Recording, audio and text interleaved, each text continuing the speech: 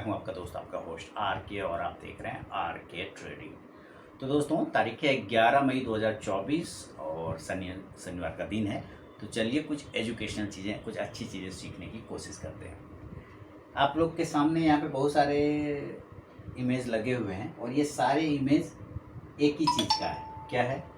Thermometer, है ना? Thermometer. अब मैं आपसे एक सवाल पूछता हूँ कि थर्मामीटर का यूज़ क्यों करते हैं हम लोग, क्यों करते हैं? तो कह देंगे भाई फीवर नापने के लिए, बुखार नापने के लिए। ये मेडिकल टर्म में कहेंगे फीवर, बुखार नापने के लिए। और नॉर्मली क्या कहेंगे? शरीर का गर्मी मापने के लिए, यानी कि हीट मापने के लिए, शरीर कितना गर्म है, उसके लिए थर्मामीटर का यूज़ किया जाता है। क्लियर है यहाँ तक? चलिए वीडियो देखिए, काफ़ी मज़ेदार होगा, काफ़ी एजुकेशन मिलेगा। नहीं मिलेगा तो आप मुझे कमेंट सेक्शन में बताइएगा।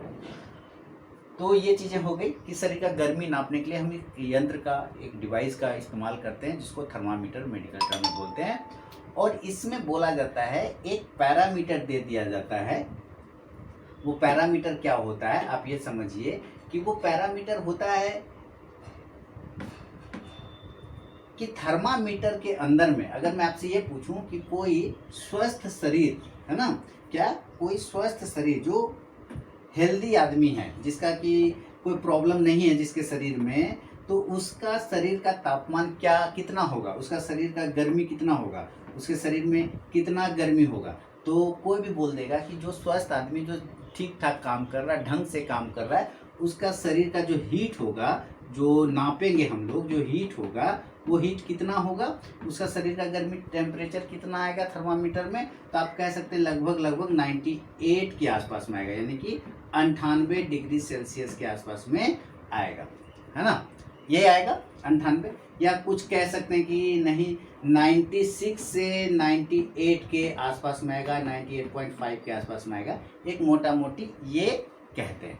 अच्छा, तो फिर जब मैं ये पूछूंगा या ये डॉक्टर पूछते हैं, डॉक्टर लोग बोलते हैं कि एक असामान्य व्यक्ति जो स्वस्थ नहीं है, जो ठीक से काम नहीं कर पा रहा है, जिसका मन बहुत लगेगा किसी देख के थोड़ा सा मरकट रहा जैसे ना होता है, तो थोड़ा सा अनहेल्दी टाइप का आदमी जो अस्वस्थ है, उसका टेम्परेचर, उसका बॉडी का हीट कितना होगा? तो कहेगा कि उसका अगर बॉडी का हीट जो स्वस्थ नहीं है, जिसका शरीर का गर्मी थोड़ा ज़्यादा लग रहा है, उसको ग्रेटर देन 100 होगा। कितना होगा? 100 से ऊपर होगा, है ना? 100 से ऊपर जाने के बाद आदमी क्या होता है, थोड़ा सा बीमार जैसा फील करने लगता है, शरीर की गर्मी बढ़ जाती है, फीवर कहते हैं लोग, मेडिकल टर्म में बोला जाता है कि भाई फीवर आ गया, अभी ये से कोई काम उम नहीं होने वाला है, ये इसको फीवर चढ़ गया, ऐसा ही बोला जाता है। तो एक स्वस्थ आदमी का, हेल्दी आदमी का कितना आ गया? हेल्दी आदमी का टेम्परेचर आ गया 96 टू 98.5 डिग्री। और एक अनहेल्दी, है ना, अनहेल्दी आदमी का टेम्परेचर कितना आता है? Greater than 100। ग्रेटर देन कितना? 100। अब ये 100 हो सकता है, 101 हो सकता है, 102 हो सकता है, 103 हो सकता है। 103 जाते जाते अगर 103 किसी का टेम्परेचर चला गया, 103 चला गया, तो कहा जाता है बहुत ज़्यादा हीट हो गया, बहुत ज़्यादा उसको फीवर है, बहुत एक्सट्रीम लेवल का। और 105 जाते जाते तो वो आदमी कोलैप्स कर जाता है। 105 डिग्री अगर पहुंच गया तो आदमी क्या होता है? कोलैप्स कर जाता है, आदमी कोमा में चला जाता है, आईसीयू में भर्ती होता है, कहा जाता है कि अब तो तुमको एडमिट करना पड़ेगा। ठीक है, तो उस वक्त डॉक्टर क्या बोलता है, जब 103 105 होने लगता है, तब डॉक्टर क्या बोलता है कि अब इसको नॉर्मल मेडिसिन पैरासीटामोल से काम नहीं हो रहा है, अब इसमें हम आपको एंटीबायोटिक देंगे, हेवी डोज का एंटीबायोटिक देंगे। क्या देंगे? हेवी डोज का एंटीबायोटिक देंगे। सुई, इंजेक्शन, सलाइन चलेगा, पूरा इलाज होगा, तब जाके आपका शरीर का टेम्परेचर कम होगा, एक नॉर्मल आएगा, थोड़ा टाइम लगेगा लेकिन आ जाएगा। ठीक है, हेवी डोज से। क्लियर है? ओके।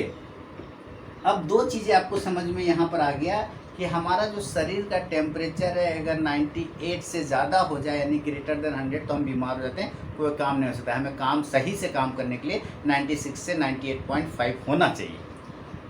ज़्यादा चढ़ जाने पर, हीट होने पर हमें आईसीयू में भर्ती होना पड़ सकता है, एडमिट होना पड़ सकता है, हेवी एंटी डोज खाना पड़ सकता है। ठीक है, 100 से ज़्यादा हो जाता है तो अब यहाँ आते हैं स्टॉक मार्केट पर। अब इसी चीज़ को हम क्या कहते हैं, तो हमने मार्केट की भाषा में अब हम इसको समझेंगे कि जो मार्केट अभी हमारा सही काम कर रहा है कि मार्केट आपका सही काम नहीं कर रहा है। इसको भी नापने के लिए हम एक इंडिकेटर का यूज़ करते हैं। मार्केट सही काम कर रहा है या मार्केट सही काम नहीं कर रहा है, इसको नापने के लिए एक इंडिकेटर को यूज़ करते हैं, एक इंडिकेटर। और उस इंडिकेटर को टेक्निकल टर्म में क्या बोला जाता है? उस इंडिकेटर को टेक्निकल टर्म में क्या बोला जाता है? उस इंडिकेटर को बोला जाता है VIX, VIX, VIX. V for volatility, IX index. ठीक है, तो वॉलेटिलिटी इंडेक्स नाम का एक इंडिकेटर होता है जिसको मार्केट का थर्मामीटर आप बोल सकते हैं। शेयर मार्केट का आप थर्मामीटर यूज कर सकते हैं, बाजार का थर्मामीटर बोल सकते हैं। किसको? विक्स को। इसी में अलग अलग देश के पास भी अपना विक्स होता है। हमारे इंडिया वालों के पास भी अपना विक्स है जिसका नाम है इंडिया विक्स। क्या नाम है? India VIX. ठीक है, इंडिया विक्स। इसके चार्ट भी आते हैं, चार्ट भी दिखा दूंगा, कोई टेंशन नहीं। अब ये इंडिया विक्स ही हमें ये बताता है कि मार्केट अभी सही काम कर रहा है कि नहीं, मार्केट में अभी अच्छा काम हो रहा है कि नहीं, मार्केट कहीं बीमार तो नहीं है। ये कौन बताता है? इंडिया विक्स बताता है। तो जैसे थर्मामीटर में 96 to 98.5 डिग्री का एक रेंज होता है सही होने के लिए, और ग्रेटर देन 100 होता है खराब होने के लिए। आदमी को खराब होने के लिए ग्रेटर देन 100 थर्मामीटर में चला गया तो बीमार हो गया, बुखार चढ़ गया, और 96 to 98.5 के बीच में था तो आदमी ठीक ठाक है। तो उसी तरह इंडिया विक्स में भी मार्केट के को समझने के लिए, मार्केट को में सही काम हो रहा है कि नहीं हो रहा है, उसके लिए एक पैरामीटर सेट किया जाता है। एक पैरामीटर सेट है, हालांकि इसको आप ऐसे नहीं देख सकते कि कोई टेम्परेचर लगा के देख लें, बल्कि एक माना जाता है कि अगर ये लेस देन 10 है या 10 के आसपास है, ठीक है, या आप ऐसे ही लिख सकते हैं 10 के आसपास में है, तो मार्केट हमारा एक स्थायी रूप से स्थिर है, एक अच्छे डायरेक्शन में है, और उतार चढ़ाव वॉलेटिलिटी कम है। उतार चढ़ाव वॉलेटिलिटी कम है, मार्केट आराम से डायरेक्शन पकड़ के चल रहा है। और अगर ये ग्रेटर देन, ध्यान समझिए, अगर ये ग्रेटर देन 13 से 15 हो जाता है इंडिया विक्स, तो मार्केट में वॉलेटिलिटी बढ़ जाती है, बहुत ऊपर भागेगा, अचानक से बहुत नीचे आ जाएगा। और क्या होगा, जैसे ही 13 to 15 को ये क्रॉस करता है, मार्केट में प्रॉफिट बुकिंग हेवी देखने को मिलता है, मार्केट में गिरावट बहुत तेजी से देखने को मिलता है, जो कि आप पिछले 1 महीने से देख भी रहोगे या 15 दिन से आप देख भी रहोगे। मार्केट में गिरावट ही चल रहा है, ऊपरी स्तरों पे संभल नहीं रहा है, वो गिर जाता है। इसको हम एक पीछे एग्जाम्पल के तौर से समझेंगे। कैसे समझेंगे एग्जाम्पल के तौर से? तो देखिए, अभी हम ये चार्ट लगाए हुए हैं आपके सामने में। सबसे पहले हम इंडिया विक्स का यहाँ पे चार्ट लगा लेंगे। क्या लगा लेंगे? इंडिया विक्स का चार्ट। तो चलिए मैं यहाँ पे टाइप करूँगा इंडिया विक्स। देखिए मैंने यहाँ टाइप किया इंडिया विक्स, गलत भी टाइप किया तो कोई दिक्कत नहीं, फास्ट वाला पकड़ लेता है, समझ जाता है वो क्या खोज रहा है। तो इंडिया विक्स यहाँ पर आ गया, इसको क्लिक कर दिया, और ये डेली का आप देख रहे हैं। तो इंडिया विक्स अभी जो आपको दिखाई दे रहा है वो कितने पे दिखाई दे रहा है? 18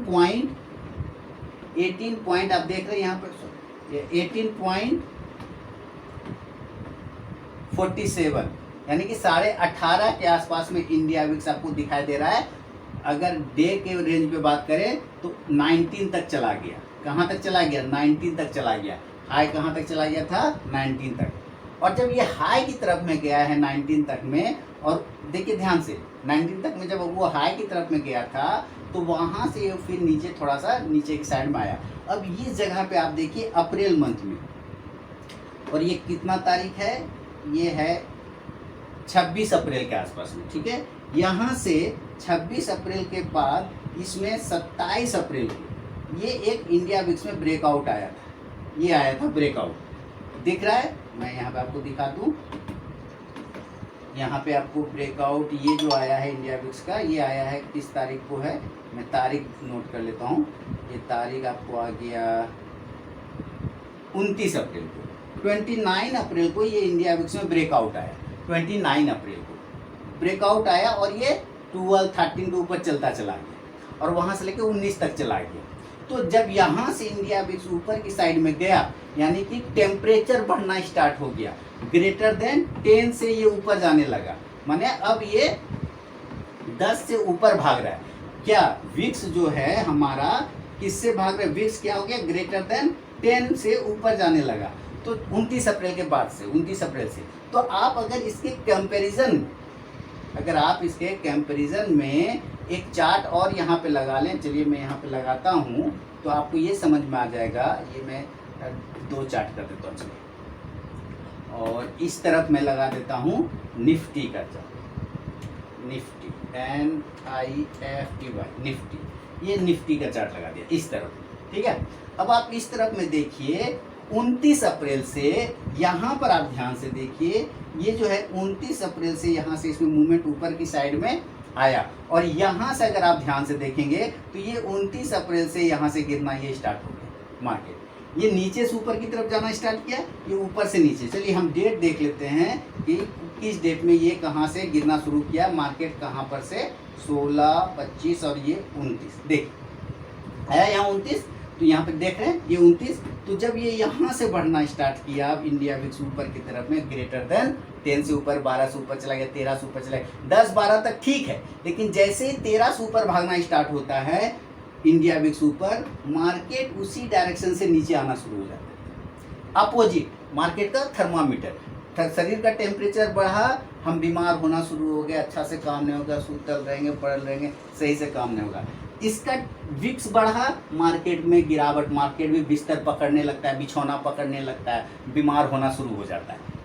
ये बढ़ा, मार्केट बीमार, ये नीचे आएगा, टेम्परेचर इसका नीचे आएगा, ये ऊपर की साइड में जाएगा। एज एग्जाम्पल, आपको याद है कोरोना 2019 में आया था, याद कैसे नहीं होगा? अगर ऐतिहासिक चीज़ को कौन भूलता है? ऐतिहासिक चीज़ है वो, है कि नहीं? तो 2019 में अगर आप देखें, यहाँ पे आप देखें, चलिए हम लोग मंथली चार्ट लगाते हैं, ईयरली चार्ट लगाते हैं, 2019 का चार्ट लगाते हैं, और यहाँ पे थोड़ा सा इसको बड़ा कर लेते हैं,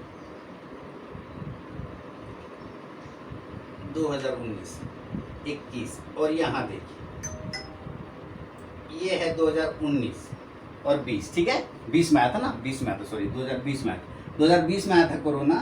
तो अब यहाँ 2020 का चार्ट अगर आप ध्यान से देखें, ये बड़ी वाली, आप ये देखिए इंडिया विक्स कहाँ चला गया था, 75, कहाँ चल गया था, 75, इंडिया विक्स कहाँ चल गया था, 75,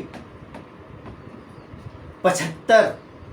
तो इसका मतलब 2020 में कोरोना आया और ये 75 के आसपास भाग गया, तो मार्केट जाहिर सी बात है धड़ाम हुआ होगा। 2020 में आप मार्केट का चार्ट भी देख लीजिए इधर लगा के, कोरोना काल का, तो वैसे तो दिखाने की कोई ज़रूरत नहीं, आपको पता ही है, लेकिन फिर भी आप यहाँ पे देखें, हम लोग इसका भी चार्ट मंथली ईयरली लगाते हैं। तो 2020 में देखिए मार्केट कहाँ आ गया था, कहाँ आ गया था, दिख रहा है कितना नीचे, 7,500, है ना, 7,500। चलिए इसको देख लेते हैं वापस से, बढ़िया से देख लेते हैं।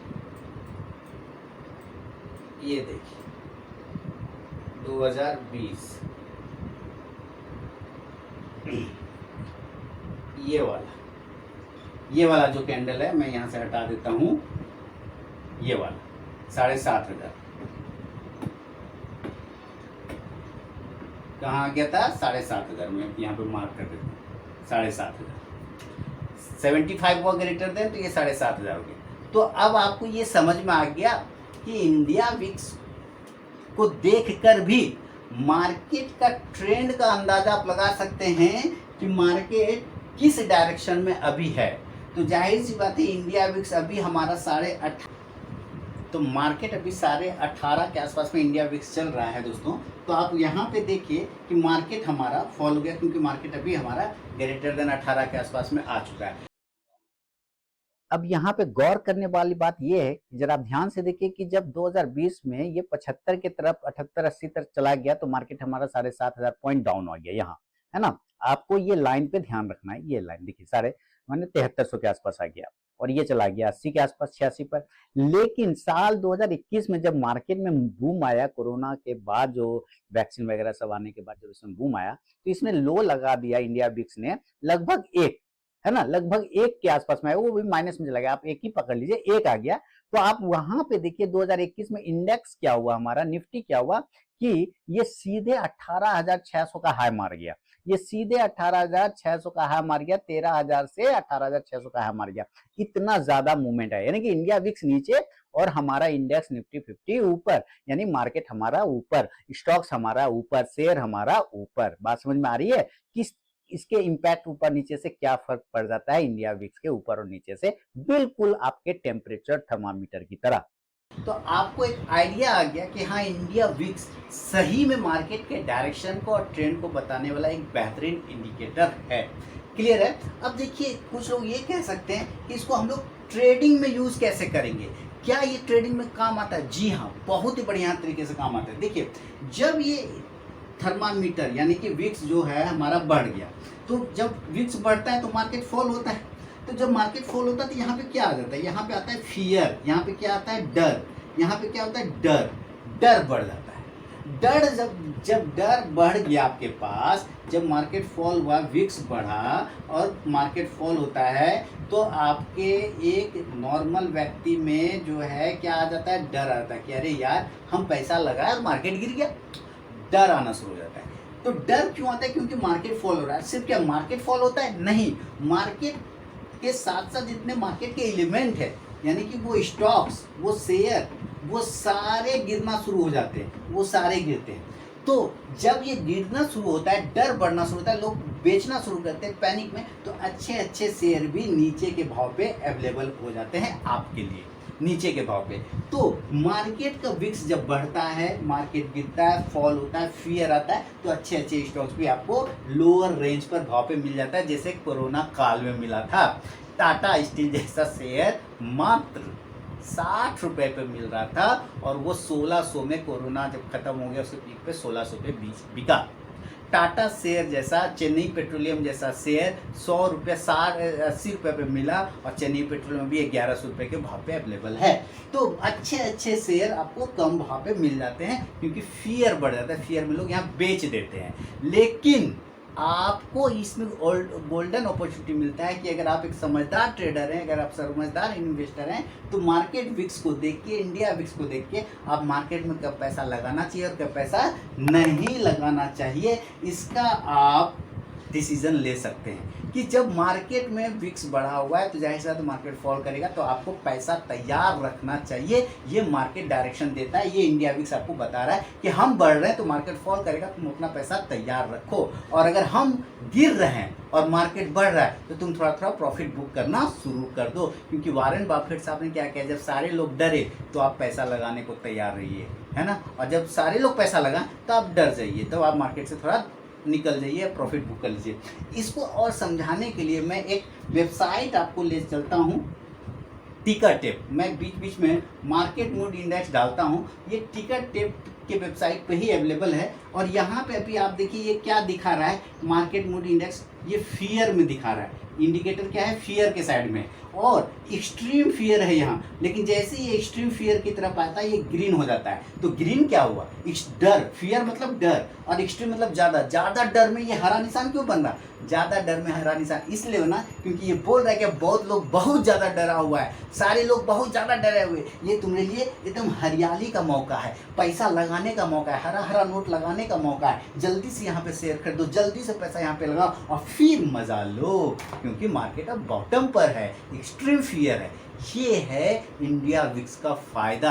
इसीलिए मैं कहता हूँ कि मार्केट का थर्मामीटर, शेयर मार्केट का थर्मामीटर, बाजार का थर्मामीटर कोई है तो वो है इंडिया विक्स। दोस्तों उसको आप चेक कर सकते हैं हमेशा। याद रखिए, क्या इंडिया विक्स को भी ट्रेड किया जाता है? नहीं, कभी नहीं। बहुत सारे लोगों ने पूछा इंडिया विक्स को भी बाय सेल कर सकते हैं? नहीं, ये एक इंडेक्स है, इंडेक्स कभी बाय सेल नहीं होता है। जैसे देखिए मैं भी इस पर बाय बटन दाबूंगा, ये इंडेक्स सिलेक्शन है मेरा, बाय बटन दाबूंगा और ये नहीं लेगा। चलिए मैं थोड़ा यहाँ पे देख लेता हूँ, ये देखिए मैं यहाँ पे बटन दाब रहा हूँ शिफ्ट के साथ भी, तो यह क्या कह रहा है, indexes are not tradable. Indexes कभी भी ट्रेड नहीं होता। इसको देख के आप ट्रेड कर सकते हैं स्टॉक्स पर, इसको देख के आप ट्रेड कर सकते हैं मार्केट पर, है ना। ये जब नीचे आना शुरू होगा, ये भी इंटर टाइम फ्रेम पे काम करता है, 5 मिनट, 10 मिनट, 15 मिनट, 20 मिनट, 1 घंटा, एक दिन, 1 मंथ, 1 साल, इसी तरह से जैसे स्टॉक्स के टाइम फ्रेम होते हैं सेम। तो आप इसको इंट्राडे में भी अगर आप लगाएंगे तो आपको एक आइडिया मिल जाता है कि जब इंडिया विक्स गिर रहा है नीचे तो मार्केट ऊपर की तरफ उठेगा, और अगर ये उठ रहा है ऊपर तो मार्केट नीचे की तरफ आएगा। तो इंडिया विक्स को इस तरह से आप सीख सकते हैं और इस तरह से देख सकते हैं। तो अब मुझे आप एक कमेंट करके बताइए, क्या ये वीडियो, मैंने शुरुआत में बोला था कि आपके लिए भरपूर एजुकेशन वाला होगा, तो क्या ये एजुकेशन वाला वीडियो नहीं मिला आपको? क्या इसमें नॉलेज आपके लिए नहीं था? क्या इंडिया विक्स को इतना सिंपल शब्द में आपको समझाया? क्या इसमें कहीं को कन्फ्यूज़न हुआ कि किस तरह से आप मार्केट में एक गोल्डन अपॉर्चुनिटी को ढूंढ सकते हैं, मार्केट में आप कैसे पैसा बना सकते हैं इस विक्स के मदद से भी? हमेशा याद रखिए, यही है वो थर्मामीटर जो मार्केट के उतार और चढ़ाव को, वॉलेटिलिटी को बताता है। तो अगर ये पसंद आया दोस्तों तो मुझे कमेंट सेक्शन में ज़रूर बताएं। और इंट्राडे ट्रेडिंग कोर्स का एनरोलमेंट स्टार्ट है, 18 मई लास्ट डेट है एनरोलमेंट का, 20 मई से बैच स्टार्ट है। तो मेरे मोबाइल ऐप के थ्रू आप एनरोलमेंट ले सकते हैं। तो मिलता हूँ नेक्स्ट वीडियो में दोस्तों, तब तक के लिए बहुत बहुत धन्यवाद।